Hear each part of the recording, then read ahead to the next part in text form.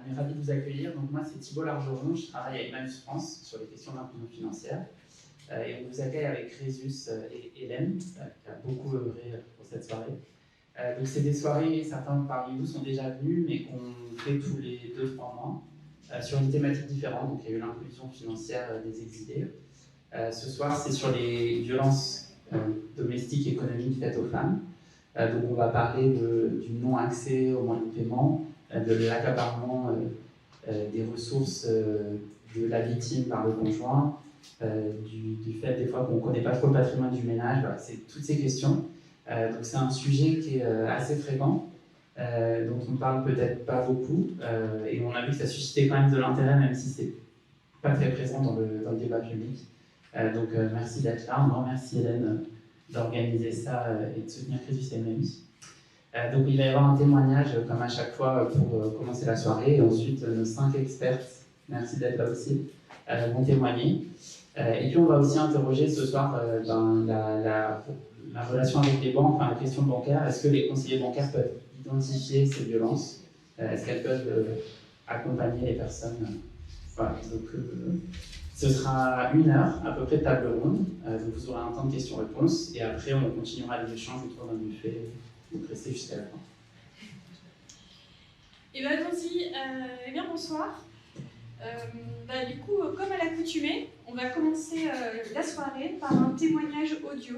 C'est un témoignage qui a été réalisé avec Jessica Stéphan, qui est présente ici, que je pourrais vous présenter.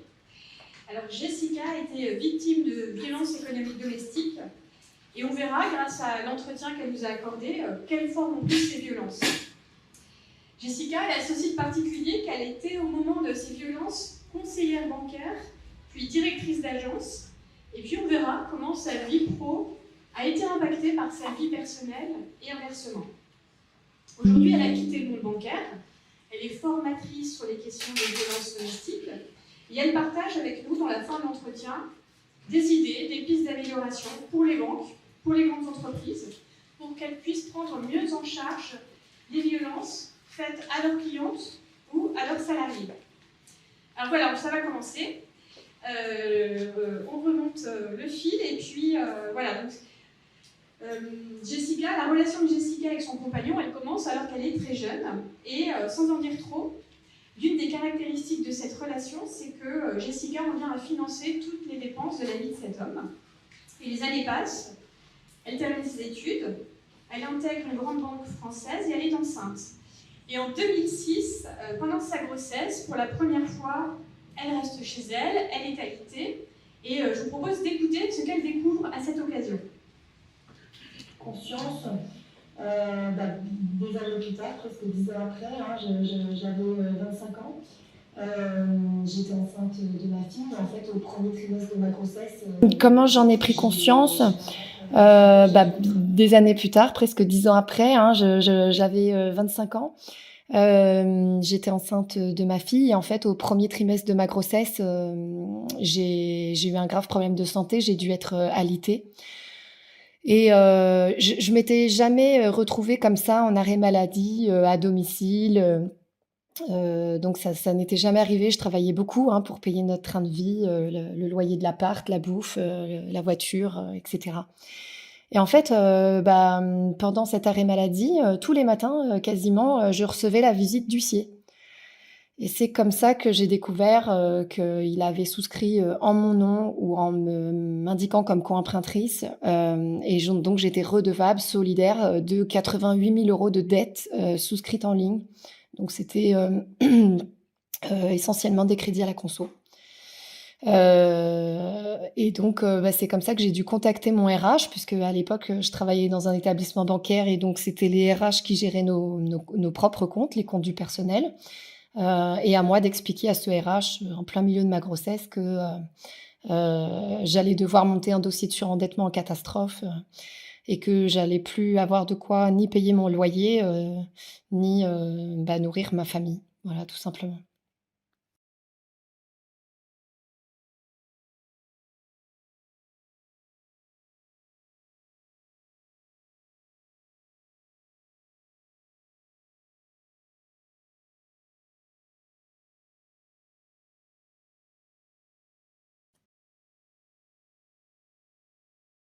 dire: «Mais Jessica, pourquoi tu fais plus d'heures supplémentaires? Tu es moins présente à l'agence, psychologiquement et physiquement». Et donc j'ai expliqué à mon employeur que j'étais bénévole, dans l'accompagnement des victimes. Et contre toute attente, mon employeur m'a adressé, des victimes parmi mes collègues déjà, mais aussi, parmi des clientes. Donc c'est comme ça que j'ai eu une petite étiquette de, référente violence conjugale, sur mon établissement. Et en fait, je me suis retrouvée quasiment en burn-out parce que j'étais sollicitée tous les jours, 24 heures sur 24, pour effectuer cet accompagnement. C'était plus possible. Donc j'ai proposé à mon employeur d'officialiser, ce poste et surtout de me permettre de former d'autres référentes en violence conjugale, pour me filer un coup de main, à l'intérieur du groupe. Mon employeur s'est pas, vraiment, mobilisé pour ça, donc j'ai échoué, à cette, création de poste.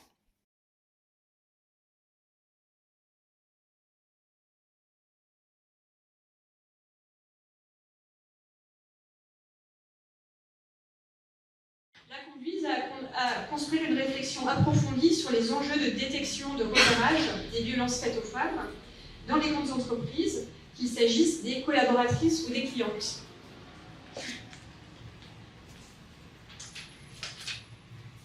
Positionnée comme formatrice sur ce domaine-là et j'ai en tête derrière de former tous les RH des grandes entreprises. Ça me paraît indispensable de permettre aux victimes de s'enfuir et le meilleur moyen de s'enfuir, c'est de garder son emploi, d'être muté et ça permet d'obtenir un logement et de refaire sa vie ailleurs. Et puis deux, par rapport au féminicide notamment qui a eu lieu sur mon établissement bancaire, finalement, la victime, avait sollicité, tous ses collègues de travail, mais aussi sa direction, pour demander, à être mutée, à être prise en charge dans ce qu'elle vivait, dans ce qu'elle, endurait en termes de violence. Elle a alerté sa direction pour dire, «Ce mec va me tuer» et elle a été tuée. Donc en fait, c'est très important pour moi de sensibiliser toutes ces entreprises, les RH, les représentants syndicaux, les notaires, ces métiers-là ont un vrai rôle à jouer dans la protection des victimes, à leur niveau, dans le cadre de leurs compétences bien sûr, hein. Tout le monde peut être acteur. Donc l'objectif, c'est d'aller en priorité former tous les métiers pour lesquels on n'a pas pensé à former encore à aujourd'hui.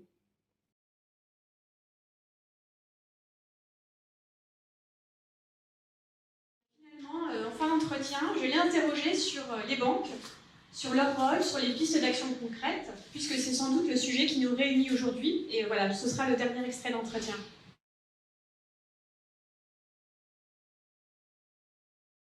J'ai des pistes d'action concrètes, hein, pour pas mal d'idées.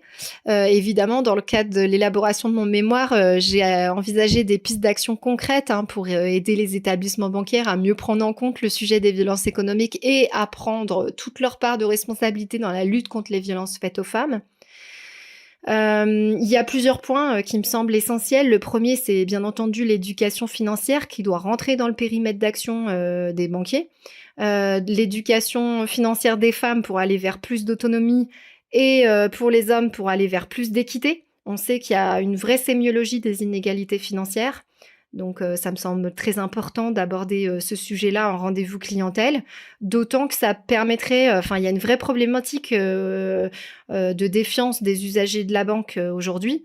La confiance, ça se mérite. Je pense sincèrement que c'est un levier, très important qui permettrait d'acquérir cette confiance entre les clients et le banquier.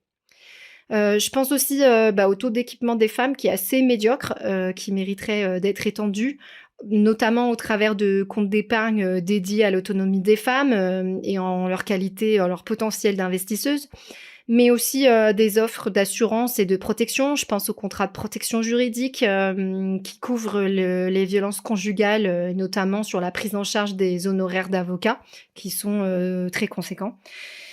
Et je me demande aussi si le banquier n'aurait pas, un rôle à jouer dans l'attribution du PAC Nouveau Départ, qui est aujourd'hui en test, hein, sur un département, et qui est, alloué par la CAF. Certains établissements bancaires proposent des aides financières, donc est-ce que ça peut pas se cumuler avec le PAC Nouveau Départ et auquel cas, est-ce que le banquier n'a pas intérêt à y contribuer, notamment pour accélérer le décaissement des fonds? Et bien entendu, je pense qu'il faut, se consacrer, à la mise en place de procédures pour amener les victimes, à aller vers les dossiers de surendettement. On sait qu'il y a un recul des dossiers de surendettement et ça me semble important de conserver cet outil, pour protéger les victimes tout simplement. En tout cas, je suis convaincue que les conseillers de clientèle bancaire ont leur place, dans le maillon de la chaîne de prise en charge pluridisciplinaire, des violences, notamment par le repérage systématique des violences économiques, par, l'intervention le plus en amont possible, des violences conjugales et notamment au travers de la détection du contrôle coercitif et par, l'éducation et la psychoéducation des femmes, pour qu'elles puissent aller vers plus d'autonomie. Un grand merci à Jessica qui est présente parmi nous pour ce témoignage et pour ses préconisations. Et si certaines d'entre vous souhaitent échanger avec elle, je vous la présenterai dans la deuxième partie de la soirée. Et puis ce soir, on peut rallumer les lumières avant que tout le monde s'endorme. Merci Damien. Et nous allons poursuivre les propos de Jessica avec nos 5 invités expertes. Chacune dispose d'une expertise différente sur le sujet. Mais en tout cas, on évoquera avec chacune d'entre elles à la fois les formes prises par ces violences économiques domestiques et aussi on s'arrêtera, si possible, sur le rôle des banques dans, on l'a dit, la détection, la prévention ou l'accompagnement des clientes victimes. Alors, sur la petite estrade, nous avons tout d'abord Françoise Brier, merci d'être là. Vous êtes la directrice de la Fédération nationale Solidarité Femmes, laquelle fédère 81 associations sur tout le territoire qui accompagnent, accueillent, hébergent les femmes victimes de violences et leurs enfants. Et cette fédération elle est aussi connue parce qu'elle gère le 3919, la ligne d'écoute dédiée aux femmes victimes de violences. À côté, nous avons Émilie Guillain-Curinier.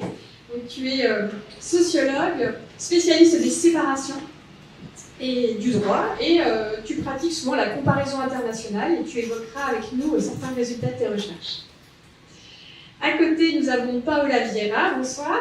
Vous êtes intrapreneuse chez BNP Paribas Personal Finance, et je pense que vous portez en interne un projet qui va nous intéresser beaucoup et dont vous nous en parlerez. À côté de vous, nous avons Mouna Aoun. Vous êtes directrice de KissKissBankBank, qui est une plateforme de financement participatif. Et avant ça, vous avez fait une partie de votre carrière à la Banque Postale. Et vous avez été en charge des clients fragiles. Et vous êtes membre aussi du board de ONU Femmes France. Et on parlera de certains sujets avec vous. Et puis finalement, nous avons Héloïse Boll. Tu es conseillère en gestion de patrimoine et coach budgétaire et autrice de 2 ouvrages sur le sujet. Et tu produis aussi une newsletter que je vous conseille, qui est bien connue d'une partie des gens ici, qui s'appelle Prends l'oseille. Et toi aussi, tu veux des problèmes de riches. Voilà. Et ton entreprise s'appelle Oseille et compagnie. Voilà. Alors, nous allons commencer. Alors, on s'est dit que j'adressais quelques questions à chacune de nos expertes. On va faire ça de façon assez courte pour vous laisser la parole à la fin. Donc gardez bien vos questions si vous voulez bien. Alors, Françoise, on commence par vous. Je l'ai dit dans la courte présentation, la FNSF a en charge la ligne d'écoute, donc le numéro vert, 3919, et j'ai lu dans un rapport de l'Assemblée nationale que 20% des appels, pardon, c'est pas cette feuille-là, que 20% des appelantes étaient victimes de violences économiques. Est-ce qu'on peut commencer par parler de ce qui se dit au bout du fil à propos de ces enjeux budgétaires domestiques? Oui, c'est vrai que historiquement parlant, au départ on parlait de femmes battues, entre guillemets. C'est vrai que cette sémantique elle a quand même beaucoup évolué, justement parce que dans les réseaux associatifs féministes, nous avons travaillé sur les différentes formes de violence à l'encontre des femmes. Pour leur couple, ils ont choisi. On parle beaucoup des violences donc, physiques, psychologiques, verbales, sexuelles, bien sûr, et on a 2 formes de violences qui sont un peu moins connues, qui sont donc les violences économiques, vous l'avez dit, et les violences administratives. Et c'est vrai que depuis l'analyse des données de la ligne d'écoute que nous faisons tous les ans, depuis que la ligne d'écoute a été créée en 1992, cet item est dans nos analyses statistiques. Donc les écoutantes remplissent une fiche avec un certain nombre d'éléments, je reviendrai, pour décrire ce que sont les violences économiques pour les femmes. Alors, on ne fait pas un travail d'enquête statistique quand les femmes appellent le numéro, puisque ce n'est pas l'objectif et on ne pose pas des questions, mais les femmes y reviennent quand même assez souvent. Et donc pour vous dire un peu les chiffres, c'est que d'ailleurs en 2021, donc on a sorti les données, et on a noté que 26% des femmes parlaient de violences économiques. Et c'est en augmentation de 6% par rapport à l'année précédente.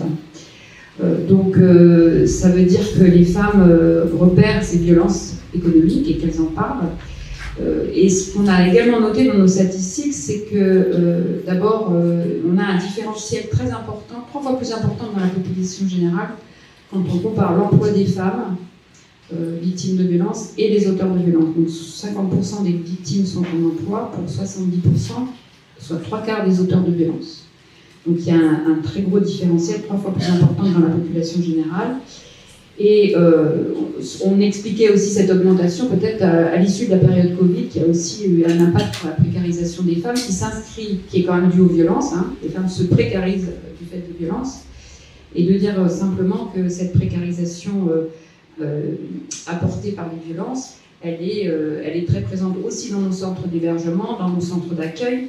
Et c'est un des objectifs aussi dans nos structures, c'est de travailler sur l'émancipation des femmes, sur l'emploi, sur l'autonomie économique pour qu'elles puissent justement se reconstruire et sortir de ces violences. Alors qu'est-ce qu'elles disent les femmes sur ces violences? Alors elles parlent de la confiscation des ressources, tout ce qui est caisse d'allocation familiale, salaire parfois qui vont un peu changer avec la loi, mais qui est versé sur un compte unique qui appartient au conjoint. Elles doivent payer les charges courantes, elles sont surendettées. Donc on a vu l'exemple dans cet entretien, mais c'est quand même très, très fréquent d'avoir des femmes qui découvrent après la séparation du surendettement, des prêts réalisés sans qu'elles soient au courant.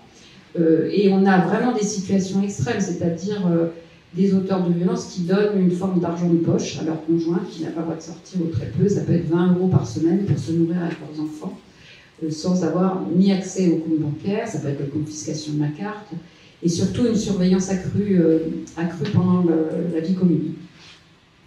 Et puis après la séparation, on a aussi des femmes qui parlent des violences économiques, c'est-à-dire finalement le non-paiement de la contribution à l'éducation de l'enfant, ce qu'on appelle pension alimentaire, bien évidemment, mais aussi du harcèlement judiciaire, c'est-à-dire des procédures multiples, variées, qui fatiguent les femmes, qui les épuisent psychologiquement, mais aussi qui les rendent économiquement exsangues.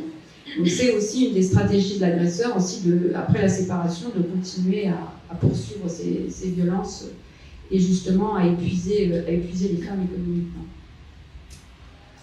D'accord, merci.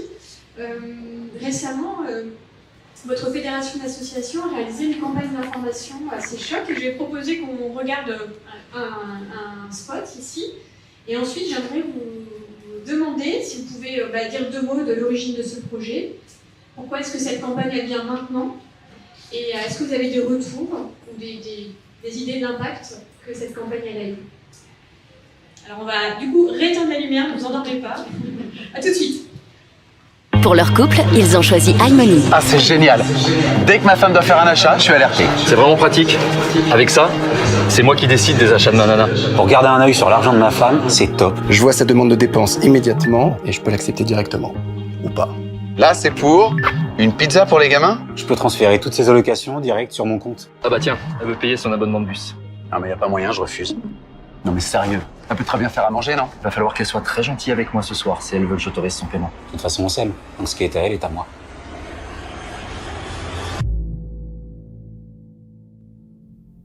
iMoney n'existe pas, mais les violences économiques, si. Contrôle des dépenses, privation de ressources, chantage économique. Les violences économiques sont des violences conjugales. Depuis 30 ans, le 3919 vous écoute, vous informe, vous oriente. Voilà, je ne sais pas si certains avaient vu déjà ce clip. Françoise, est-ce que vous pouvez nous en dire 2 mots? Oui, l'idée c'est de travailler aussi sur d'abord la sensibilisation et la meilleure connaissance aussi pour les femmes, évidemment, pour qu'elles puissent contacter la même écoute, parce que c'est souvent une forme de violence qui débute très tôt dans la relation quand il y a violence. Et donc ces éléments sont importants aussi pour les femmes pour essayer justement de replacer ces violences économiques dans les violences conjugales.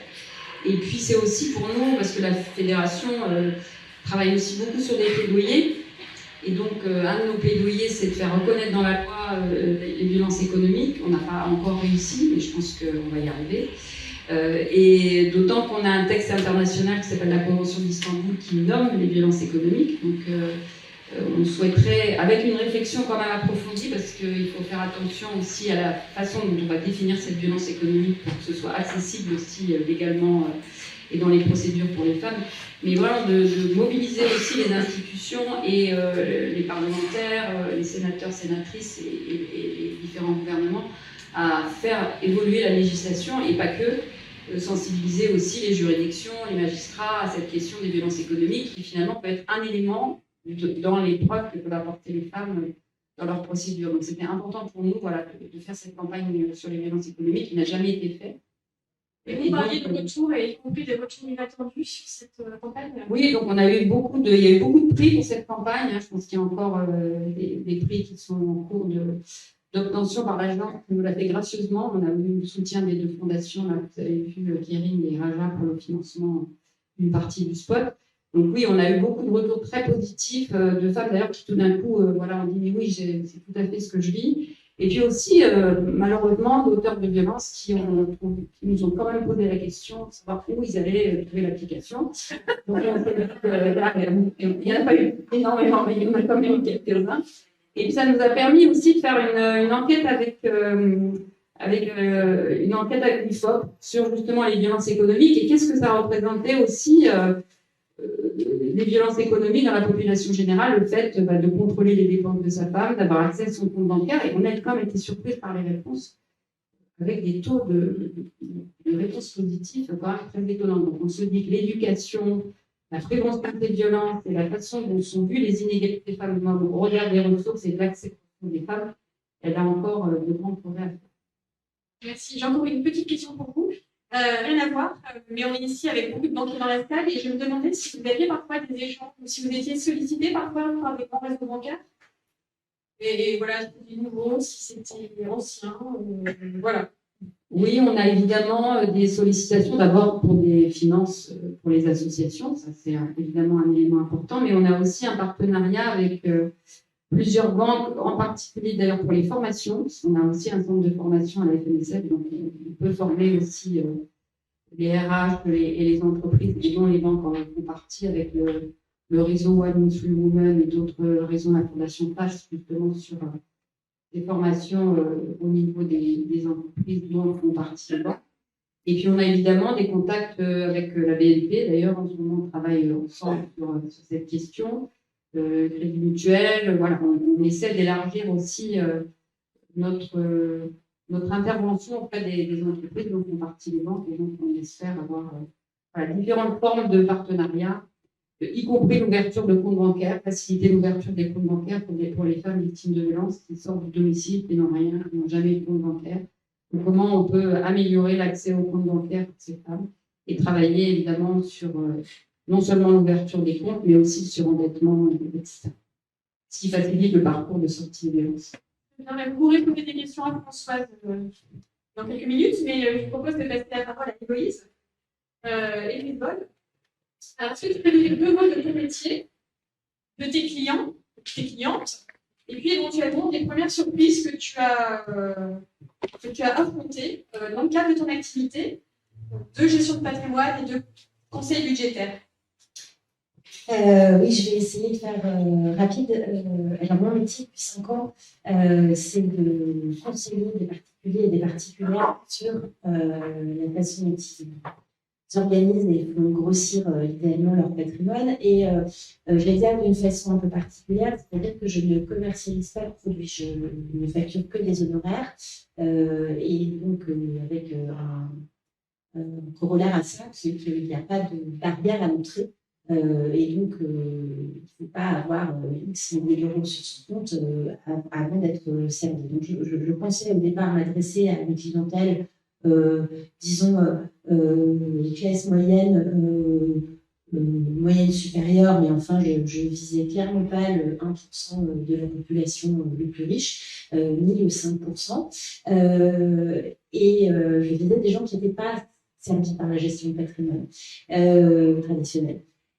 Et puis en fait, je me suis retrouvée avec une clientèle qui est très très large et qui, si je dois la résumer très rapidement, c'est à peu près finalement les 50% les plus riches, c'est-à-dire le salaire médian, le revenu médian de 1 000 euros, jusqu'à parfois des gens qui ont 7 millions d'euros de patrimoine immobilier et qui viennent me voir parce que dans la batterie de services qu'ils leur est proposée, il leur manque une case un peu globale et un avis extérieur ou une décision X ou Y. Donc voilà. Et ce que j'observe finalement, alors je n'ai pas toujours fait ce métier-là, j'ai longtemps été journaliste dans la presse économique et quand je me suis lancée, la première année, j'ai écrit un livre sur l'argent dans le couple parce que j'avais autour de moi pas mal de situations un peu compliquées et beaucoup de méconnaissances en fait. Et donc je me suis dit, je vais écrire un livre sur ce sujet-là parce que je pense que ça manque.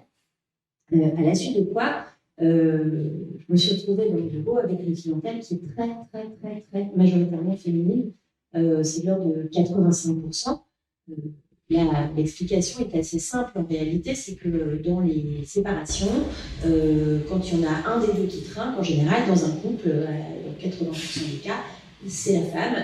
La personne économiquement faible dans le couple, c'est plutôt la femme, dans 80% des cas aussi.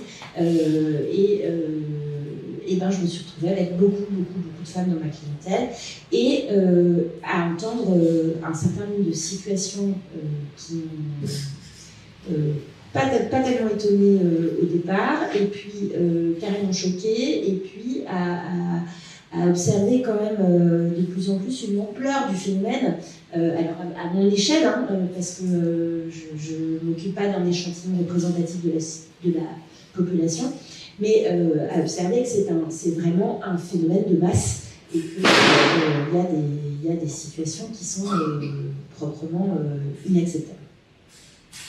Quand on a préparé l'entretien, tu m'as dit que tu avais commencé à dresser une liste des situations. Est-ce que tu peux nous en dire 2 mots ? Ou bien nous dire quelles sont les manifestations les plus courantes et les moins attendues que tu rencontres, parce que là tu me donnes beaucoup de suspense. Ce que j'ai oublié d'ajouter, c'est que justement je m'adresse à une clientèle qui est assez large, et ce que je remarque, c'est que, et qui est important à souligner je pense, c'est que plus il y a d'argent dans un couple en fait, et plus les femmes hésitent à en parler, parce que finalement, alors encore une fois, tout ça n'est pas observé avec un échantillon statistique, mais la réflexion que j'entends souvent, c'est je ne peux pas en parler autour de moi, je ne peux pas en parler à mes parents, je ne peux pas en parler à mes copines, je ne peux pas en parler à mes collègues de travail, parce que la réaction que je vais prendre, c'est arrête de nous casser les pieds avec tes problèmes de riches. Or, les violences économiques touchent aussi les femmes riches et les femmes qui évoluent dans des milieux riches. Voilà, désolée, j'avais besoin de préciser ça. Après, pour quelques violences très très classiques, ce que j'observe très régulièrement, c'est un sujet qui revient quand même pas mal sur le tapis maintenant et qui est assez abordé, mais qui est un partage inéquitable des dépenses en fait au sein du couple, des hommes qui refusent qui gagnent 3 fois plus que leur compagne et qui refusent de participer davantage aux dépenses, qui disent écoute, t'as touché un petit héritage, ok, tu gagnes moins que moi, mais t'as qu'à fermer ton héritage pour financer le quotidien, des petites choses comme ça. Plus ou moins simple. Parfois, c'est pas toujours on va continuer à faire comme ça, mais c'est quand même une grande réticence à changer les choses. Ça, c'est quelque chose qui s'observe très très régulièrement. Il y a la réticence à changer la façon dont on paye, dont on répartit le paiement de l'impôt, avec le taux individualisé versus le taux commun, personnalisé, qui porte très mal son nom. Et puis il y a quelque chose que j'ai observé vraiment à pas mal de reprises aussi, qui est une situation qui est assez compliquée, qui est ce que j'appelle la position de l'invité. Alors la position de l'invité, c'est quand on habite chez son mec ou chez sa femme, parce qu'il a acheté un appartement. Alors dans la vraie vie, le premier risque de ça, c'est de dire bon bah je suis logée gratuitement, donc je vais financer tout le reste et je vais absolument pas préparer mon avenir financier. Le deuxième risque, c'est de se trouver face à un conjoint ou une conjointe qui nous raquette un loyer en disant tu es logé chez moi, donc tu me payes un loyer. D'un côté, il y a quelqu'un qui paye et de l'autre côté, il y a quelqu'un qui s'enrichit. Et là, on est dans quelque chose qui n'est pas de l'ordre de la captation, on est dans quelque chose qui est de l'ordre du manque à gagner et de la perte de chance économique, parce qu'il y en a un qui s'enrichit et l'autre qui ne peut pas s'enrichir. Et qui non seulement ne peut pas s'enrichir, mais participe à l'enrichissement de l'autre. Bon, alors je ne sais pas si je ne suis pas avocate, si on peut parler d'enrichissement sans cause de toutes ces choses-là, mais cette situation-là, elle s'observe ultra régulièrement, et le fait de payer un loyer chez la personne chez laquelle on vit est un vrai sujet de débat, et j'ai beaucoup non seulement de clientes qui sont victimes de cette situation, mais de retour sur mon compte Instagram, et toutes ces choses-là. Voilà pour des situations courantes. Merci. Alors, une dernière question. Est-ce que tes clientes te parlent de leur banquier, de leur conseillère, conseiller clientèle, et puis qu'est-ce qu'ils t'en disent? Alors, oui, et il faut dire quand même pas toujours mal. De temps en temps, je suis sollicitée pour une validation des propos du banquier ou de la banquière. Et quand même, il faut dire que les banques disent pas systématiquement, les banquiers et les banquières disent pas systématiquement n'importe quoi. Mais il y a quand même régulièrement des situations très courantes, mais qui sont liées à des biais de genre extrêmement classiques. Le banquier ou la banquière appelle monsieur alors que c'est madame qui vient de recevoir un beau chèque, appelle monsieur pour savoir ce qu'il faut en faire.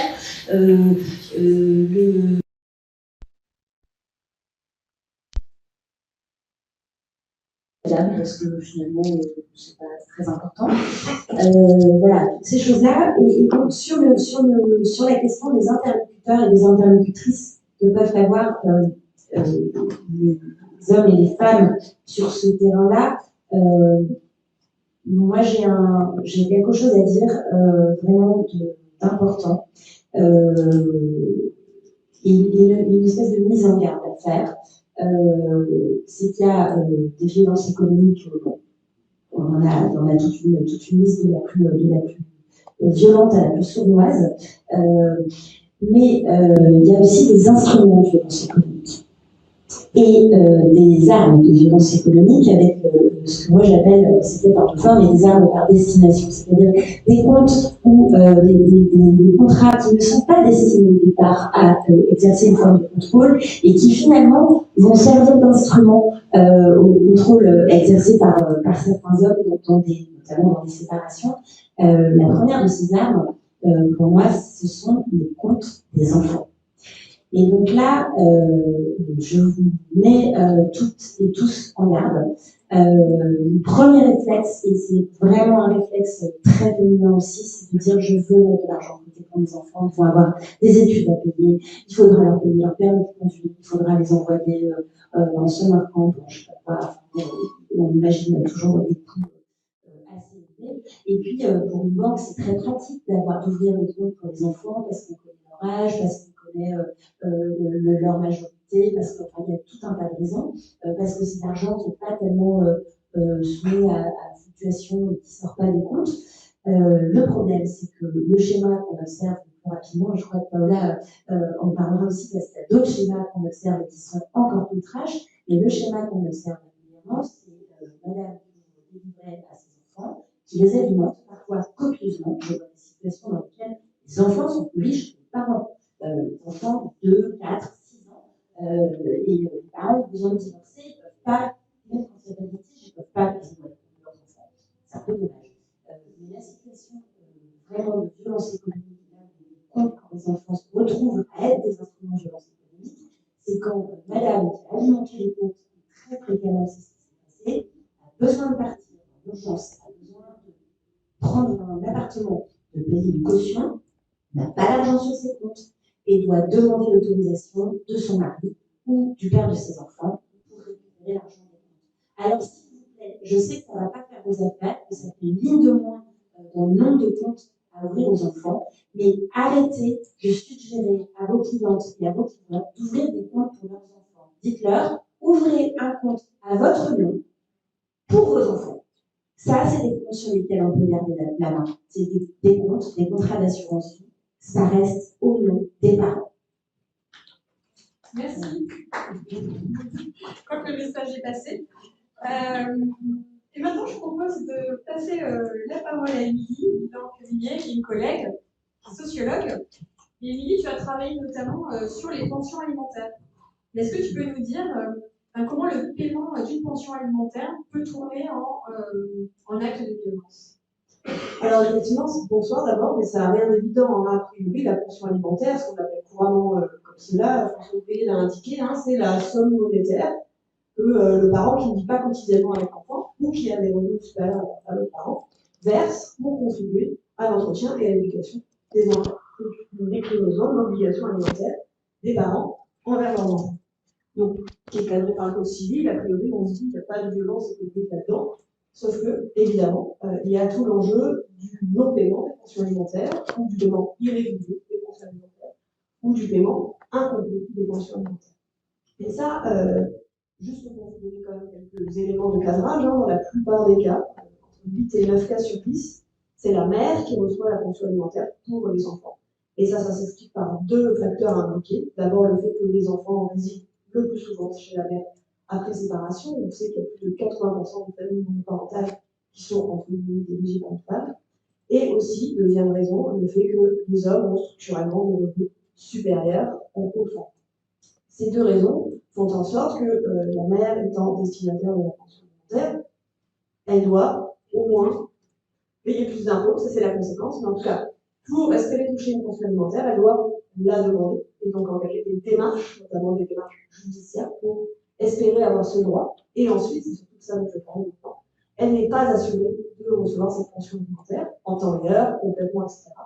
Parce que la règle par défaut dans notre pays jusqu'au début de l'année 2023, c'est-à-dire tout récemment, c'était que le père, typiquement, va verser chaque mois à la mère le montant qui a été prévu par la justice. Or, ce système même de paiement inscrit la pension alimentaire dans les rapports de force au sein de l'ancien couple. Je vous donne 3 dimensions. On s'aperçoit que certaines mères, elles sont relativement nombreuses en fait, renoncent à la pension, renoncent même à demander une pension alimentaire, ou alors limitent le montant qu'elles demandent pour ne pas envenimer les relations avec leur ex, pour acheter la paix, si on peut dire comme ça. Et en particulier, celles qui ont été victimes de violences pendant la vie commune, ou qui ont vu ces violences s'intensifier et notamment se déplacer parfois sur le terrain économique à l'occasion des séparations, avec tout l'enjeu que vous avez évoqué des difficultés d'accès aux avoirs bancaires ou aux moyens de paiement, par exemple. Quand on a été pris en difficulté économique au moment des séparations, on peut se dire la priorité n'est pas là, la priorité est de refaire ma vie ailleurs, d'élever mes enfants, donc je renonce. Donc j'appauvris le ménage que je vais constituer avec mes enfants. Par ailleurs, certains pères utilisent la pension pour peser sur la manière dont les femmes se comportent avec eux, sur la manière dont elles élèvent leurs enfants. La pension devient une monnaie d'échange, mais entre des partenaires structurellement inégaux.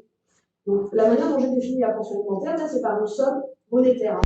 D'argent. C'est d'ailleurs le principal transfert privé, en fait, entre parents qui ne vivent plus ensemble. Mais de plus en plus, on s'aperçoit que certains anciens couples retiennent ce qu'on appelle le paiement direct des frais.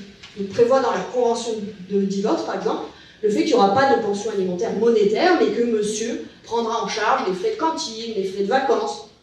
On peut dire, c'est une super idée, c'est plus pratique, et certains hommes revendiquent cela parce que ça leur donne l'impression aussi de contrôler en fait, les dépenses. Un certain nombre de pères ne veulent pas, comme ils le disent, signer un chèque en blanc, un montant de, en moyenne, moins de 200 € par mois et par enfant. Et donc, ce paiement direct des frais est fortement revendiqué. Et certaines femmes l'acceptent, c'est un mode qui se développe. Sauf que quand on est en paiement direct des frais, on ne peut pas mettre en place de procédure en cas de non prise en charge de ces frais. toutes les procédures de recouvrement qui existent, elles supposent que ce soit un montant monétaire qui ait été fixé. Donc attention, attention, moi aussi c'est mon moment warning, hein. Le paiement direct des frais, fausse bonne idée, hein, parce qu'on ne peut pas se retourner en cas de non-paiement. Dernière chose, le non-paiement, le paiement incomplet, irrégulier, réduit le niveau de vie des femmes et des enfants, ça c'est clair, mais il fait aussi peser une incertitude sur ces mères qui limite leur capacité à se projeter et à anticiper leur niveau de vie. En cas de non-paiement, pour faire valoir les droits de leurs enfants, elles doivent engager des démarches parfois complexes, longues, incertaines, qui se rajoutent au travail parental quotidien. Et on sait qu'il y a un non-recours massif, hein, des différents dispositifs, ils sont nombreux pourtant, qui existent en matière de recouvrement des pensions alimentaires. Donc autrement dit, la pension peut venir prolonger le contrôle économique exercé par certains hommes durant la vie politique. Alors, merci. Alors, il me semble qu'il y a des dispositifs, tu disais, institutionnels hein, pour pallier ces difficultés. Et tu as évoqué aussi l'idée qu'il y avait des changements au début d'année. Est-ce que tu peux en parler quelques instants? Oui, parce que je trouve que c'est très important que les personnes qui sont au contact des individus sur des questions d'argent soient au courant de ces réformes, si ce n'est pas encore le cas. Donc depuis début 2023, il y a un nouveau système dit d'intermédiation des pensions. Un organisme relevant de la Caisse nationale des allocations familiales, qu'on appelle l'ARIPA, Agence de recouvrement et d'intermédiation des pensions alimentaires, est supposé prélever la pension auprès du débiteur, par exemple sur son salaire, et la reverser à la créancière. Il y a plusieurs avantages à ce système. C'est un outil de prévention du non-paiement. Ça permet d'extraire la pension des rapports de force entre parents. Ça permet d'alléger les démarches des mères. Et finalement, ça permet aussi de l'indexation automatique des montants. Je vais très peu parler de montants, mais on vit une période d'inflation très forte hein, dans laquelle les pensions, si elles ne sont pas réévaluées, se sont dépréciées de fait. Donc ça va dans le bon sens. Mais il y a plusieurs limites à cette réforme. J'en évoquerai juste une, celle qui, à mon avis, est le plus de nature à concerner les banques.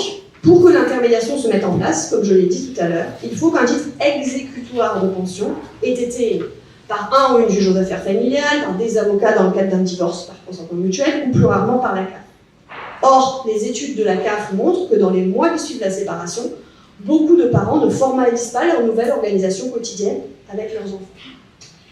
Une étude récente auprès de mères récemment séparées montre que seulement 20% d'entre elles reçoivent une pension alimentaire. À l'issue d'une décision judiciaire, c'est plus, mais c'est pas énorme non plus, hein, c'est les 2/3. D'accord ? Donc il y a quand même beaucoup de situations dans lesquelles aucune pension n'est prévue, et évidemment aucune pension n'est prévue, l'intermédiation, le recouvrement n'a pas lieu d'être. Donc, que peuvent faire les banques ? Eh bien, en fait, ce que... Tu as des questions Ah, pardon. Non, c'est parfait. Mais Émilie m'a dit les banques, ça n'est pas mon sujet, donc je t'écoute. Alors, ce que mes recherches ont montré depuis une quinzaine d'années, c'est que globalement, dans les 50 dernières années en France, on a collectivement sous-investi la question des pensions alimentaires.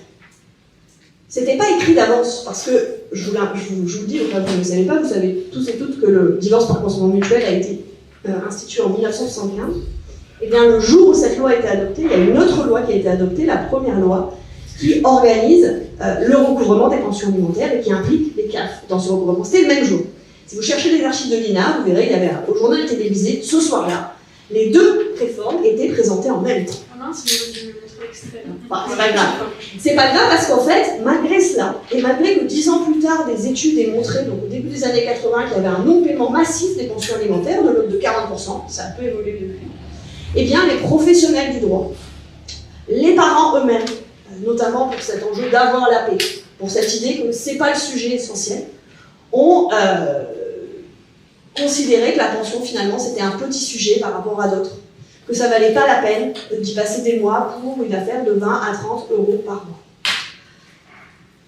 Et donc, je pense que les banques ont un rôle essentiel à jouer, ne serait-ce que pour informer les parents, et en particulier les mères, de leurs droits, pour lutter contre le renoncement de certaines à la pension alimentaire, mais aussi contre la réticence de certains pères à la payer.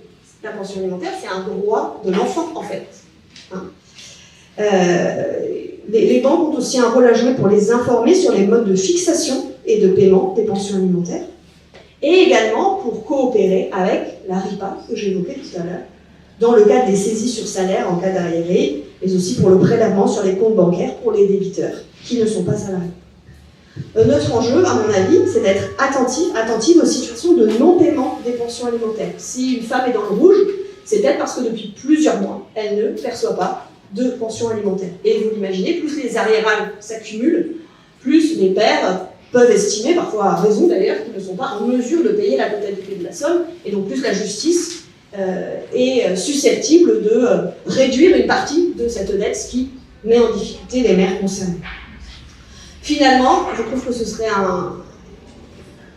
bien d'intégrer systématiquement l'enjeu séparation en fait, dans vos interactions avec vos clients et clientes, et en particulier de ne pas oublier le sujet pension alimentaire dans ces interactions, y compris quand l'enfant devient majeur. La majorité de l'enfant ne met pas juridiquement un terme à la pension alimentaire, et y compris en cas de résidence alternée, puisque le fait de se partager la résidence alternée ne signifie pas mécaniquement qu'il n'y a pas de pension alimentaire, même si c'est la situation la plus fréquente.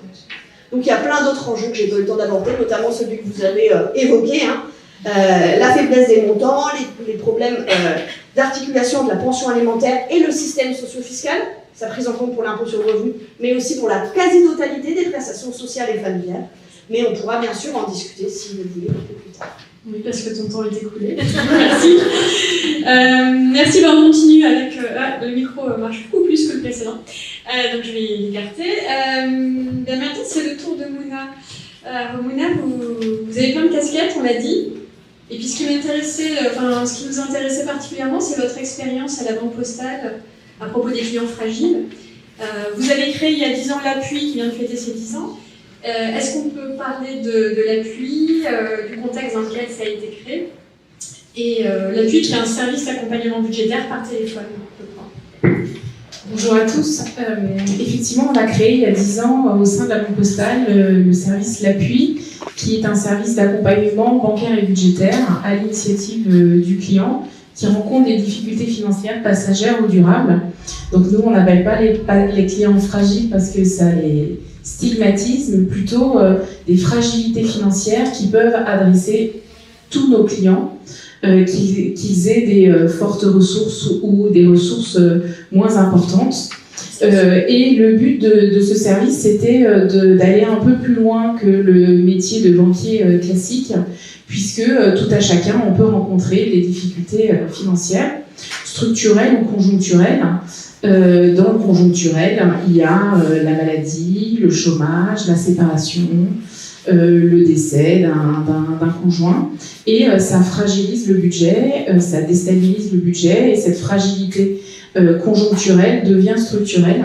Et on voulait accompagner nos clients. Donc c'est vrai qu'à la Banque Postale, on a un fonds de commerce plus modeste que d'autres fonds de commerce, et c'était important pour nous de le faire. Important aussi pour les réseaux associatifs avec lesquels on travaille, puisque avant la création de l'Appui, on a créé un action tank qui s'appelle l'Initiative contre l'exclusion bancaire, qui réunit notamment Crésus, SOS Famille et plein d'autres associations qui nous ont en fait aidés à penser l'accompagnement bancaire et budgétaire qu'on a sur l'Appui. Et donc, c'est un numéro de téléphone, le client appelle et on calcule le reste pour vivre, on calcule ce qui reste ou ce qui ne reste plus à la fin du mois, et on regarde comment réduire les charges et augmenter les ressources portées au crédit du compte. Et c'est beaucoup de femmes qui nous appellent. Les situations les plus difficiles sont des situations de départ à la retraite non anticipé, des familles monoparentales, du temps partiel subi et toutes sortes de fragilités qui viennent du coup déstabiliser le budget. Et donc du coup, ce que l'on fait, c'est qu'on prodigue des conseils bancaires et budgétaires et on encourage les clients à ouvrir des droits sociaux non ouverts. Et donc, dans ces droits sociaux non ouverts, compte tenu des clients qui appelaient, évidemment, on a mobilisé des réseaux associatifs de femmes comme les CIDFF, qui étaient très spécialisés dans l'accompagnement sur le droit des femmes et notamment les problématiques de pension alimentaire. dans les appels. Oui, j'allais dire, mais justement, est-ce que, je suis désolée pour le micro, est-ce que il y a des enjeux de violence économique domestique faite aux femmes qui apparaissent au bout du fil? Alors, volontairement, à l'appui, les entretiens sont longs. Donc, un bon conseiller à l'appui, c'est un conseiller qui va prendre 30-45 minutes avec un client en une ou plusieurs fois pour justement calculer le reste pour vivre et accompagner de façon structurelle, pas à pas, la reconstruction du budget. Et effectivement, les violences économiques peuvent être évoquées, mais il faut que la confiance se noue entre le client et le conseiller à distance. On a choisi le format téléphonique justement parce qu'en fait, il n'y a pas le regard qui peut juger. Et donc, une fois que la confiance a pu être instaurée, le client peut révéler un certain nombre de choses, dont des violences économiques. Dans les violences économiques qu'on a pu entendre, il y a déjà tout ce qui a été évoqué. Il y a également des dettes de jeu. Il y a également, au moment de séparation, le recours à des appels de voyance par rapport à une fragilité pour reconstruire des jours meilleurs. Et ça grève effectivement beaucoup le budget. Les dettes de jeu sont souvent des dettes qui ne sont pas à l'initiative de la femme, mais ça peut être des dettes de jeu du conjoint, et puis la souscription, on l'a dit, de crédit à la consommation, des cautions solidaires. On a eu une grand-mère qui part à la retraite et qui a souscrit des contrats de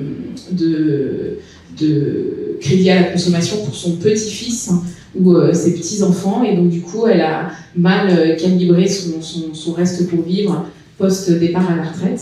Donc oui, ça s'entend. Après, dans ce qui avait été évoqué tout au début, c'est qu'est-ce que le banquier peut faire et qu'est-ce que le banquier ne peut pas faire. Donc nous, on a eu le souci de circonscrire ce que l'on peut faire sans être trop intrusif, et comment orienter justement nos clients vers des réseaux associatifs pour ouvrir des droits non ouverts ou pour développer la culture financière, qui est un sujet plus large.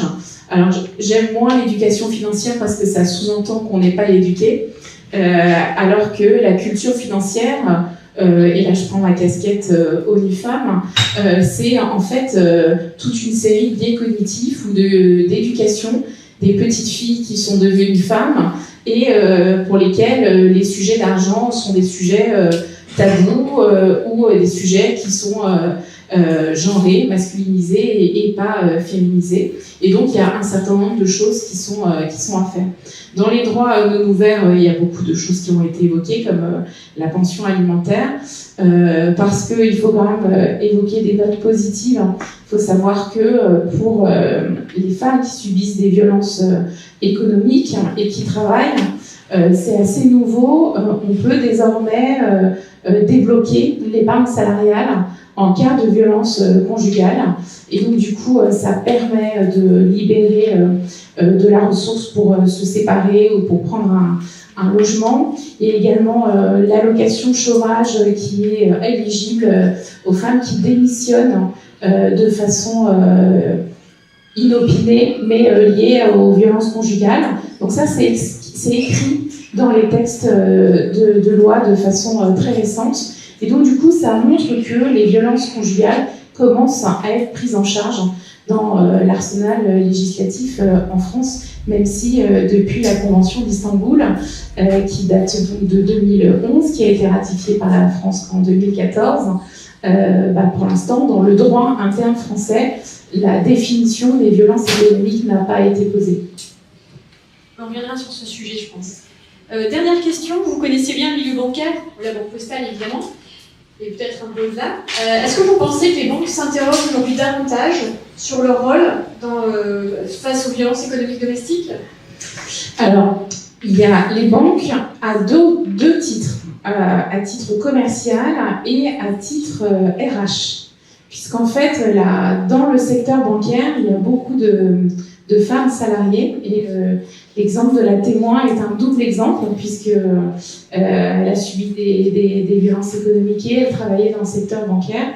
Et donc, je commencerai par là, par l'accompagnement des fonctions RH. Et à ce titre, c'est complètement pas prévu, mais ce matin, au titre d'ONU Femmes France, on a lancé avec la NDRH notre livre blanc d'accompagnement des violences faites aux femmes dans le contexte RH et managérial, et on donne toute une série de conseils, et donc les 2 volets législatifs nouveaux sont indiqués dans le guide, et toute une série de conseils pour détecter les violences et comment accompagner les femmes qui les subissent. Ensuite, à titre de banquier, oui, parce qu'en fait, c'est une grande partie du fonds de commerce des banques, et donc qu'on ait des ressources faibles ou des ressources importantes, Héloïse l'a démontré, il y a beaucoup d'accompagnements spécifiques qui sont demandés. Et là, pour le coup, je vais être plus pessimiste. Il y a encore beaucoup de choses à faire, puisque même dans la gestion patrimoniale, dans la politique d'investissement, en fait, on ne pense pas projet féminin, on pense projet de couple, et dans les projets de couple, c'est souvent des projets masculins. Les femmes n'ont pas l'appétence à l'investissement, elles sont plutôt des écureuils, hein. Elles investissent ou elles épargnent plus qu'elles n'investissent. Donc il y a beaucoup d'accompagnement et de conseils à donner. Et heureusement, il y a des femtech qui se développent, hein, et qui, de façon très affinitaire, commencent à s'intéresser au patrimoine des femmes et rendre les femmes plus riches qu'elles ne le sont aujourd'hui. Ça a été évoqué, hein, mais souvent, dans les dépenses des femmes, les dépenses sont souvent des dépenses de famille, alors que les dépenses des hommes sont des dépenses de plaisir.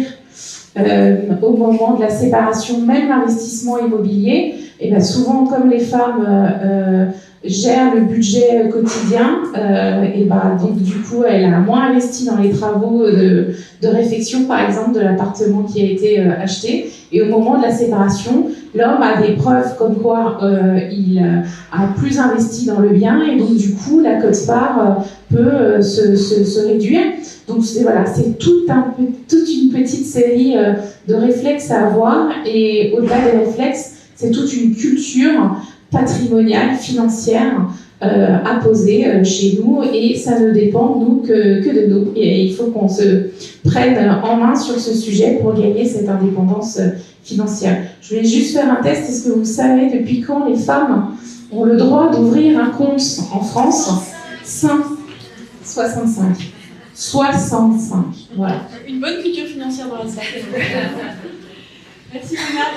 Du coup, on va rentrer un peu plus du côté des banquiers avec Paola Vieira, qui travaille à la BNP Paribas Personal Finance, et qui, du coup, justement, développe un projet en interne qui a trait à notre sujet ce soir. Est-ce que Paola, tu peux présenter ce projet et nous dire aussi comment il a émergé? Oui, merci. Alors, c'est pas un exercice facile. On me demande ce que peuvent faire les banquiers. Et je suis la seule banquière en activité à parler. Je suis responsable d'un projet visant à protéger nos clients contre les violences économiques conjugales pour le compte de BNP Paribas Personal Finance. Comment est né ce projet? C'est un projet que j'ai proposé à mon entité et au groupe. Ce qui s'est passé, c'est qu'un soir, j'ai répondu à un appel au secours d'une amie d'amis qui venait de porter plainte et dont le mari, à la sortie de sa garde à vue, venait de faire une opposition à sa carte bancaire.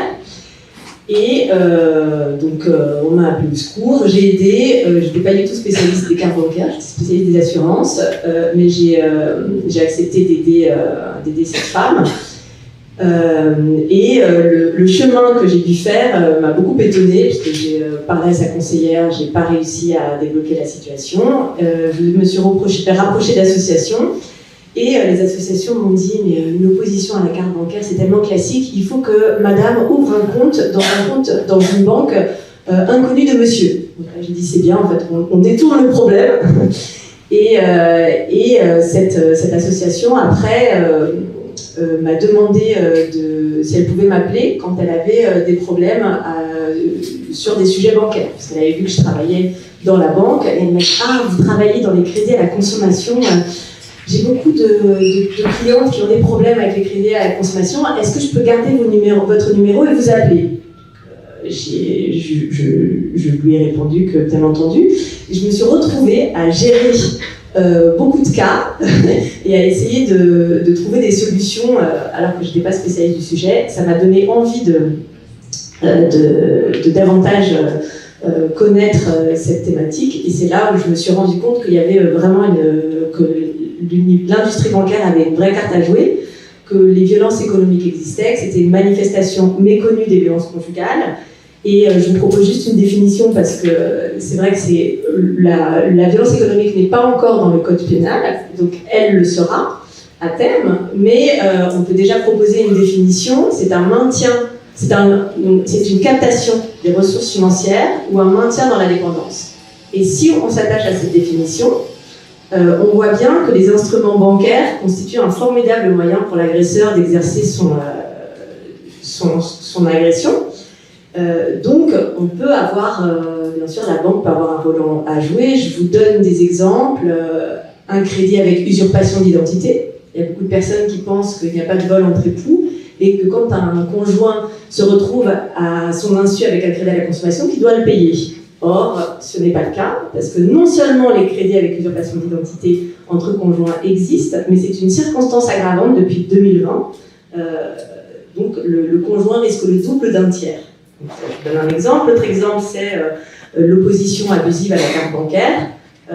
Quand un conjoint appelle pour faire une opposition abusive à sa femme, le sujet, c'est que très souvent, il a quand même beaucoup de données confidentielles sur sa femme. Il va dire que sa femme a perdu sa carte, il se l'est fait voler. Il fait une fausse déclaration, puisqu'elle ne s'est pas fait voler sa carte et ne l'a pas perdue. Donc, c'est quelques exemples qui peuvent avoir lieu dans le domaine bancaire. Et donc, j'ai développé ce projet au sein de BNP Paribas Personal Finance. Aujourd'hui, on est en train de préparer une session de sensibilisation pour nos conseillers à la notion de violence économique, pour que cette notion soit connue. Comme vous imaginez, dans la société civile, on en parle depuis tout à l'heure, c'est une notion qui n'est pas connue. Donc, elle gagne à être connue et ça crée des automatismes. Madame parlait tout à l'heure du pôle de clients fragiles. Nous ici, on a un pôle clients fragiles et je les ai formés à cette notion de violence économique.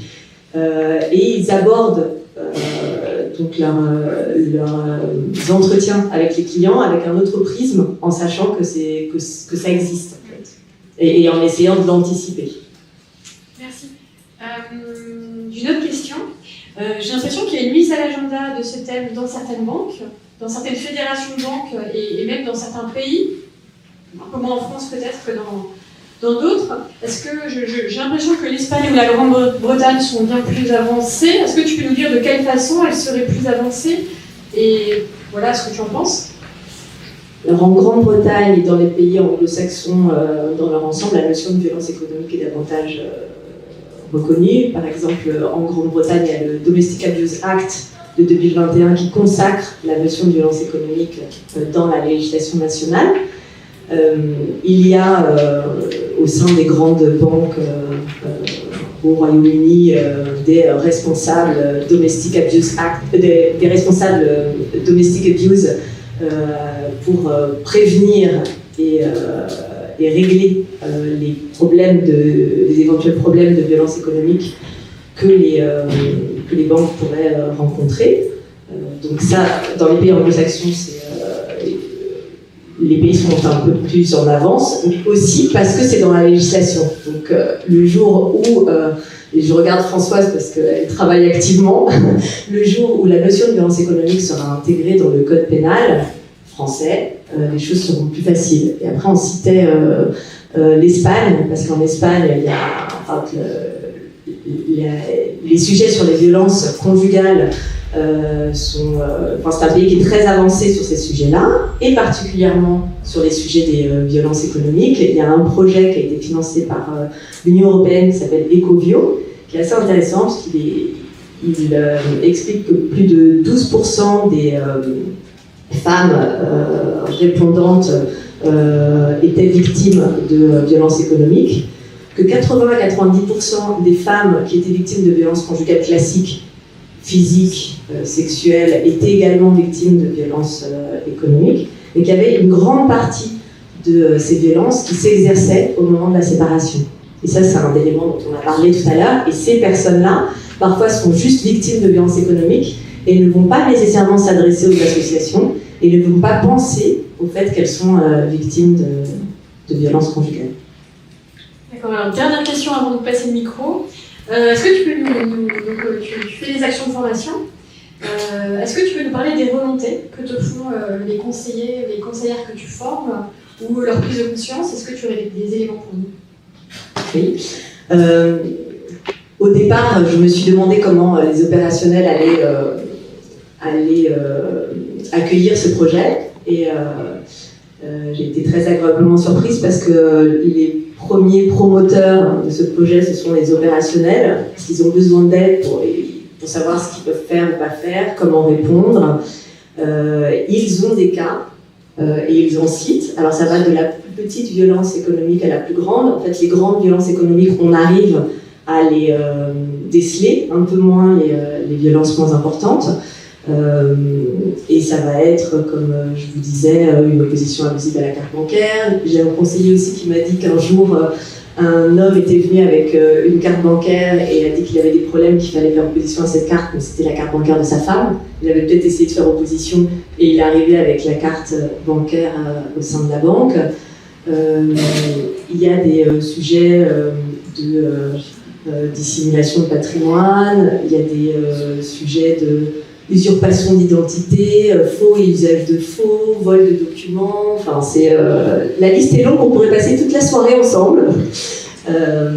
Mais ce projet est assez positivement accueilli. D'accord, merci à toutes les 5, un grand merci.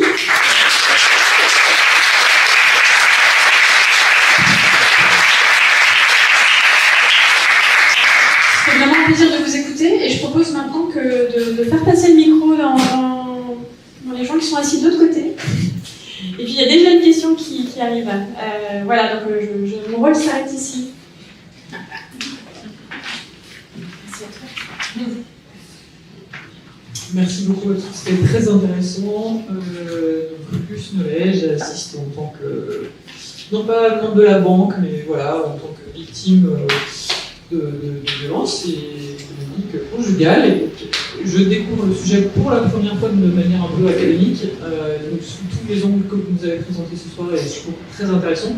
Et simplement pour vous donner un peu le contexte, je suis ancienne avocate, actuellement directrice commerciale chez Google, donc a priori un peu renseignée sur les sujets économiques, mais pas du tout. Donc voilà, on peut tomber. Et donc ma première question est très très basique, c'est: existe-t-il un répertoire des violences économiques? Parce qu'à chaque fois que je vous entends parler ce soir, je me dis ah mais oui tiens. Et finalement, est-ce qu'il existe un répertoire de ces violences économiques qui peut être un peu circularisé et dans lesquels les victimes potentielles peuvent se reconnaître?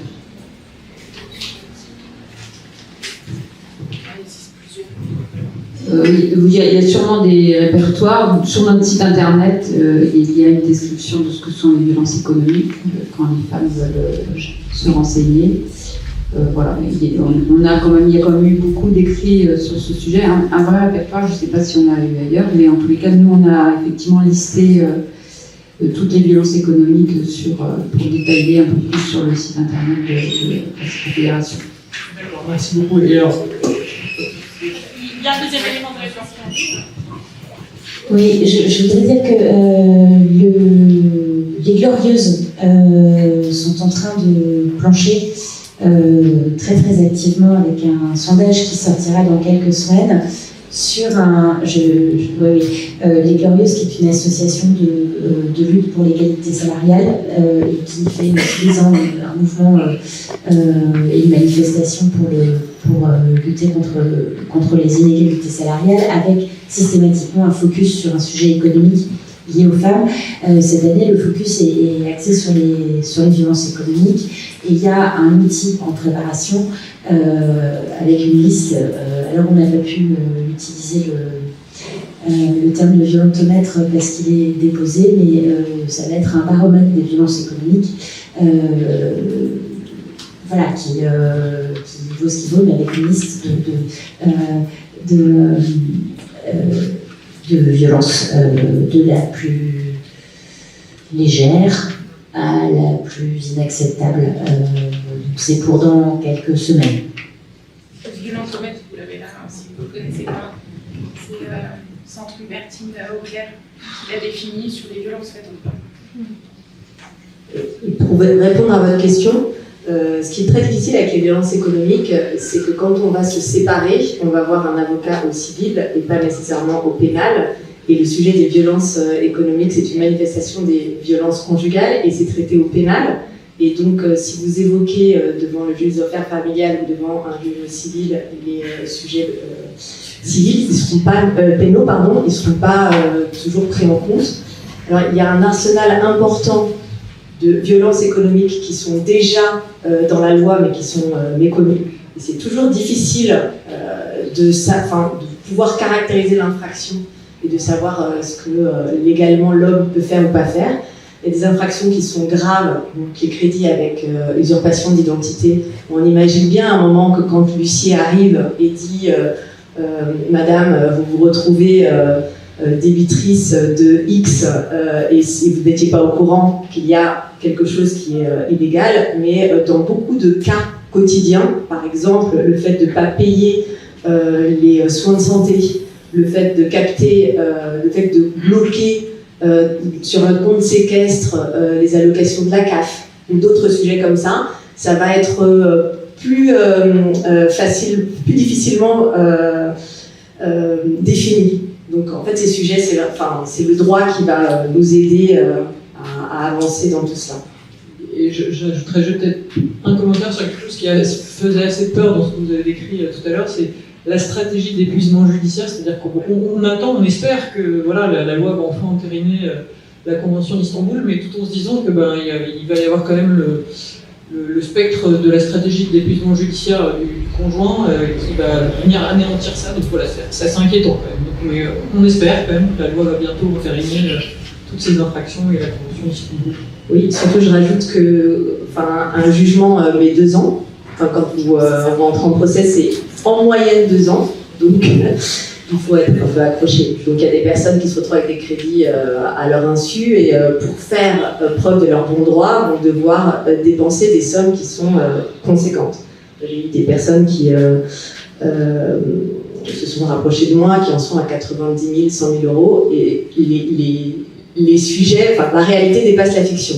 Donc peut-être que l'élément, la clé, c'est que sur les sujets de patrimoine, on ne délègue jamais sa gestion. On peut l'écrire en gros, parce que c'est plus important. C'est qu'à partir du moment où on ne délègue jamais sa gestion, à partir du moment où on ne passe pas ses codes de compte en banque, même si son mari vous le force, ça aide. Il y a beaucoup de questions, allez-y. Bonsoir, c'est une question plutôt pour Françoise, notamment par rapport à la pub Choc. Est-ce qu'elle a été diffusée, parce que moi je l'ai vue sur les réseaux et notamment sur LinkedIn qui a été partagée par le Mediaville et entre autres, est-ce qu'elle est passée déjà premièrement à la télé, parce que je suis pas très télé, et deuxièmement, est-ce que ça n'a pas alerté en fait le gouvernement, parce qu'il se réveille, ou est-ce que vous avez des contacts, mais je sais pas, parce que ça me paraît aberrant. Alors, elle est très choc, elle est très bien, moi même les frissons, mais je me dis pourquoi, en tout cas le gouvernement, l'État ne bouge pas sur ce sujet-là notamment. Il y a eu effectivement des passages télévisés qui ont été titres gracieux d'ailleurs sur un certain nombre de médias. Il faut savoir que ça fait quand même plusieurs années que nous avançons ce sujet dans les débats qu'on peut avoir avec les parlementaires, le gouvernement et les députés. C'est un sujet compliqué, il y a beaucoup de freins, les questions économiques difficiles de toucher à ces questions, mais je pense que comme d'autres formes de violence, il va falloir un peu de temps. Je pense en particulier aux violences sexuelles et à d'autres formes de violence qu'on a réussi à amener dans la loi, mais qui ont pris un certain nombre d'années. On a obtenu, il y a Madame Rixin qui a permis la création d'un compte. Donc ça, c'était un premier élément, même si on était effectivement après les débats avec la députée, voilà, on aurait aimé que ça aille un peu plus loin, mais ça n'a pas été le cas. La déconjugalisation de l'AAH aussi, qui vient d'être obtenue après moult discussions. Donc voilà, on voit quand même que le sujet des violences économiques est un sujet qui touche quand même à des questions complexes, et je pense aussi on a parlé de la fiscalité, donc ça rebat les cartes en fait, et ça va être difficile, ça va être des batailles, je pense, qui vont être menées avec tout le monde, et je pense que les banques là aussi ont un rôle à jouer, et toute la société civile, pour qu'on avance encore plus vite. Et puis je pense aussi, parce qu'on a aussi des lobbies qui sont contre, évidemment. Je pense à la résidence alternée, on en parlait tout à l'heure, comment aussi certains veulent la résidence alternée pour ne pas payer justement la pension alimentaire.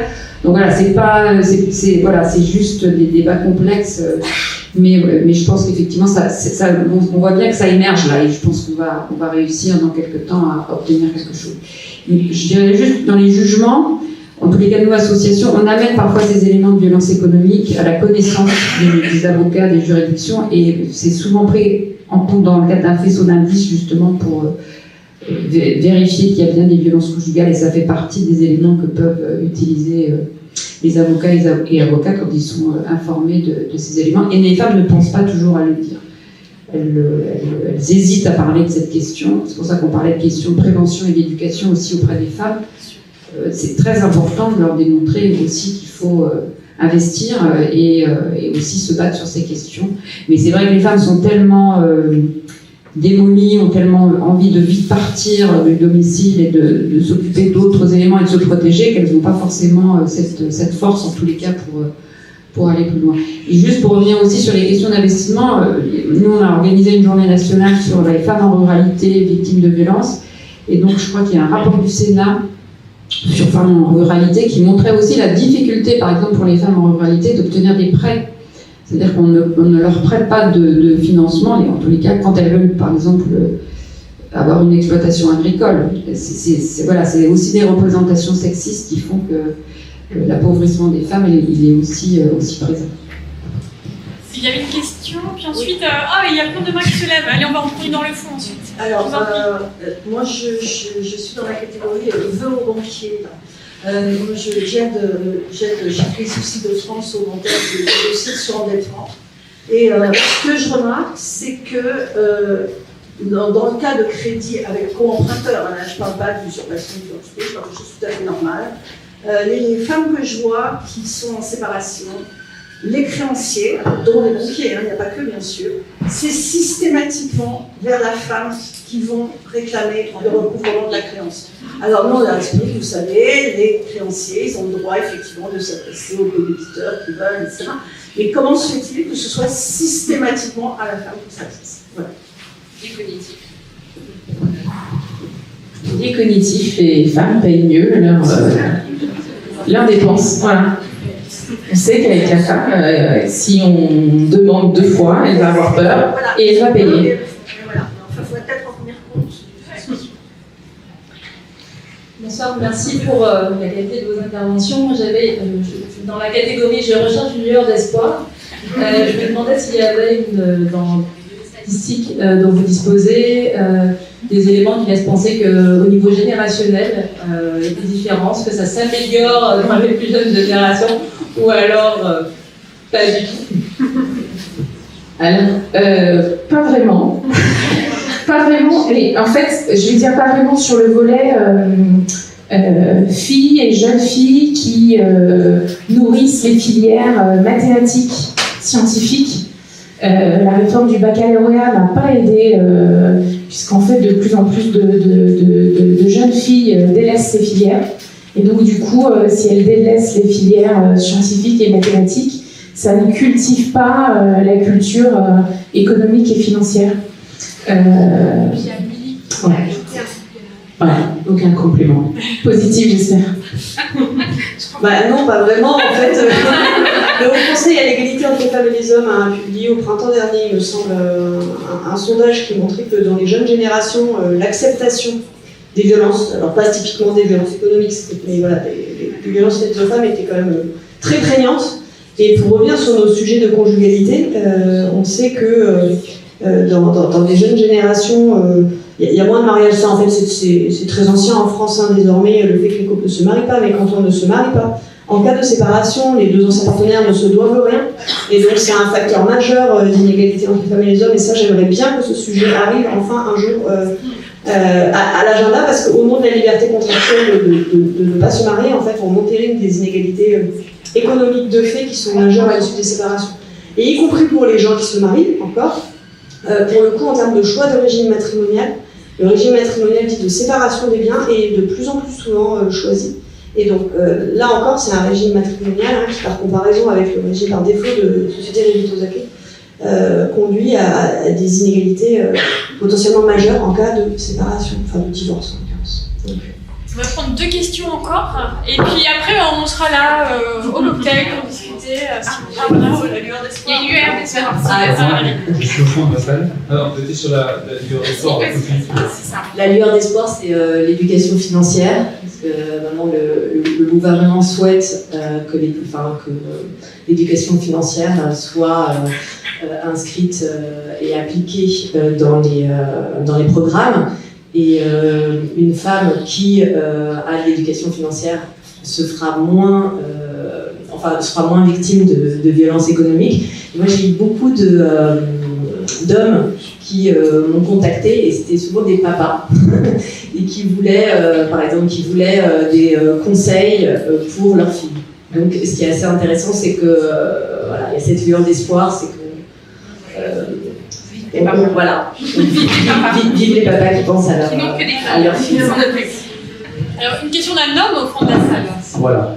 Alors, justement, on parlait du sujet des régimes matrimoniaux, parce que, alors moi, je fais partie de la catégorie des banquiers, en plus, j'ai fait 15 ans de réseau, donc j'ai tout pour vous faire ce soir, donc... Et il y a un principe quand même en banque, parce que vous savez que la banque, c'est quand même un environnement très contraint sur le plan réglementaire, et il y a un principe de base de la banque, qui est la non-ingérence dans les affaires de son client. Et la non-ingérence des affaires de son client, il nous oblige à ne pas justement intervenir dans certaines conditions. J'y viens. Et donc, alors, peut-être, mais ce qui se passe, c'est que avant que tout aille mal, tout allait bien. Et quand tout va bien, vous pouvez faire toutes les alertes que vous voulez, tout va bien. Donc, ça passe. Et c'est là que ça devient difficile, et je peux vous assurer, il y a des situations, franchement, j'ai réclamé à corps et à cri des déclarations de réemploi de fonds propres pour que, en cas de divorce, on puisse opposer au conjoint le fait qu'on a mis de l'argent de l'héritage, et ça ne venait jamais, et là, je dépassais mon rôle, d'une certaine façon. Alors moi, je vais faire 2 propositions, si vous voulez, pour que le droit nous aide. Déjà, il y a un truc que je ne comprends pas, c'est que quand on divorce, on liquide le régime matrimonial. Le juge, il partage le régime matrimonial, quel que soit le régime matrimonial. Par contre, il ne liquide pas les crédits. Quand vous êtes co-emprunteur, vous restez co-emprunteur parce que vous êtes inscrit au crédit, et donc le banquier se retourne sur celui qui répond. Et vous l'avez dit, c'est souvent la femme qui répond en premier. Et ça, c'est un drame, parce que pourquoi, au moment du divorce, le juge ne sépare pas le crédit en 2, et alors, la moitié chacun, et chacun se débrouille pour payer, et on n'en parle plus. Déjà, ce serait pas mal. Deuxième proposition, c'est qu'on change de régime matrimonial légal. Parce que le régime matrimonial de la communauté fait que même les revenus sont communs. Et là, comment vous faites quand il y a des crédits qui sont payés, quand ça tombe dans le compte courant, c'est commun. Donc ça doit être partagé. Si l'un qui travaille, l'autre ne travaille pas, ben là, peu importe. C'est-à-dire que, du point de vue du juge, c'est la moitié. Parce que ça rentre dans le régime matrimonial, ça rentre dans la communauté. Moi, je propose qu'on passe à la participation aux acquis. La participation aux acquis est un régime qui est très peu usité, qui est le régime légal en Allemagne, mais qui permet de vivre sa vie en séparation, mais au moment de la liquidation, ça devient commun, et l'enrichissement de l'autre est partagé avec le conjoint qui, lui, a moins de chances d'enrichissement. Et ça, je pense que c'est beaucoup plus juste, parce qu'au moins, il n'y en a pas un qui peut s'enrichir au détriment de l'autre. Voilà, c'est mes 2 propositions du soir. On n'est pas sorti des orties, moi je vous le dis, parce qu'avant de changer ça, on n'est pas... Mais pour mémoire, ça même. Le régime matrimonial de meubles et acquis a été changé en 1966. Donc on en peut, je pense, retoiletter tout ça d'ici aujourd'hui. Merci. Merci beaucoup, monsieur. Je proposais une réponse. Vous avez raison, le banquier ne peut pas tout. Et sur ces sujets, on a besoin d'évolution légale. Je vais juste rajouter un point, parce que la non-émission dans les affaires privées de ses clients, c'est une réalité. Mais après, en fait, il y a d'autres réalités aussi, qui sont, par exemple, le respect du secret bancaire, où on doit en fait respecter les informations de madame et ne pas les donner à monsieur, parce que monsieur est un tiers, par exemple. Et donc, ce qu'on peut faire, c'est expliquer à nos clients les droits et les devoirs de chacun, parce qu'il y a beaucoup de personnes qui ne connaissent pas leurs droits et leurs devoirs. Par exemple, si son conjoint, si votre conjoint vous interdit d'avoir une carte bancaire, il n'a pas le droit, quand bien même il gagne la totalité du salaire du ménage. Donc, les droits et les devoirs de chacun, dans un premier temps, pour que chacun, après, prenne ses décisions en connaissance de cause. Et après, on en parlait tout à l'heure, c'était les cas de violence économique. Dans les cas de violence économique, il y a quand même un agresseur qui commet un élément, enfin une infraction qui est illégale. Et après, sur le sujet de la division des crédits et du régime matrimonial, malheureusement, ce n'est pas complètement notre ressort. Il faudrait un intervenant des pouvoirs publics pour se pencher sur la question, mais c'est une vérité, c'est qu'on se retrouve parfois, suivant les juges, avec des partages à 50-50, alors que le patrimoine n'est pas à 50-50. Donc c'est vraiment cas par cas. Un petit complément, une dernière question. J'ai juste une réponse à faire à monsieur sur le sujet de la non-ingérence. Je comprends très bien, et puis il y a des réalités juridiques derrière tout ça. Je repense à une très très vieille campagne de publicité contre les violences qui n'étaient pas les violences faites aux femmes, qui étaient les violences faites aux enfants, dont le slogan était « Merci de vous mêler de ce qui ne vous regarde pas ». De temps en temps, on est témoin de situations dans lesquelles on ne devrait pas intervenir parce qu'on se dit c'est privé. Or, une violence qui va jusqu'à la dépossession d'une femme de ses moyens, à un moment, ça sera bien que les banquiers, les assureurs, les administrations, toutes les personnes qui sont témoins de ça, se mêlent de la situation et interviennent. Et tant pis, c'est peut-être un peu intrusif, mais parfois c'est important. Voilà. Une toute dernière question. Oui, merci. Comme Nicole Berger, créatrice du podcast Argent, parlons cash les filles sur l'argent des femmes.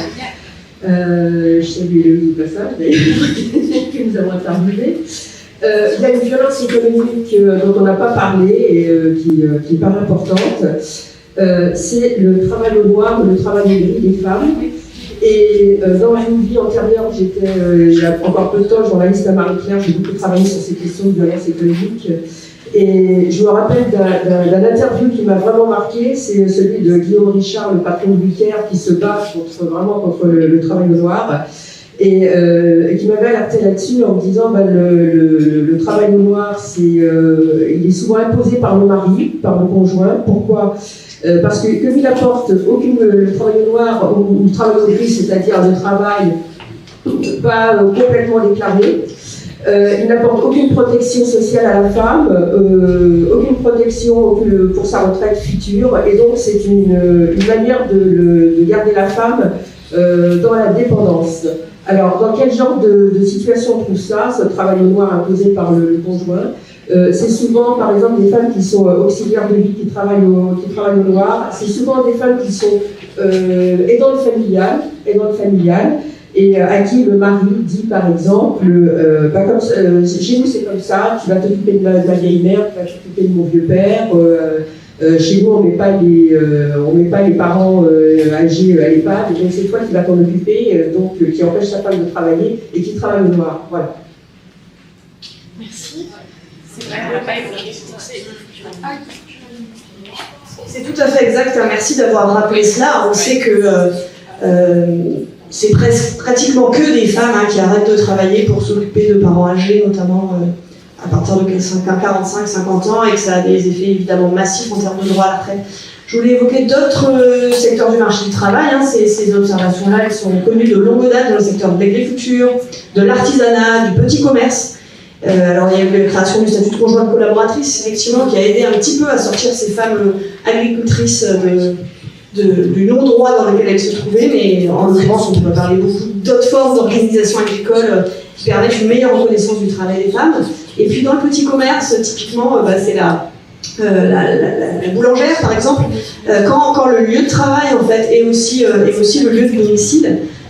Non seulement il y a travail au noir, au gris, mais en cas de séparation, ces femmes elles peuvent perdre à la fois leur emploi et leur lieu de vie, leur logement. C'est particulièrement dramatique. Je me permettrais juste de rajouter un élément, c'est sur ce travail au noir, l'interdiction de travailler. Le fait de pouvoir travailler sans l'autorisation de son mari, ça date de 65, en même temps qu'on peut ouvrir un compte en banque sans l'autorisation de son mari. Et donc, on est une société patriarcale, et si ça existe, c'est parce que auparavant, c'était permis. Et donc, il y a l'interdiction de travailler, il y a l'obligation de passer à mi-temps. Il y a beaucoup de femmes qui n'ont pas le choix, et après un enfant, leur conjoint leur demande de travailler à mi-temps, ou vous avez raison de travailler au noir. Après, comme on parlait des violences économiques au sein de la banque, on a un peu moins évoqué ce sujet parce que c'est pas nécessairement avec des instruments bancaires. Et merci Clara. Merci beaucoup à vous. Merci Jessica.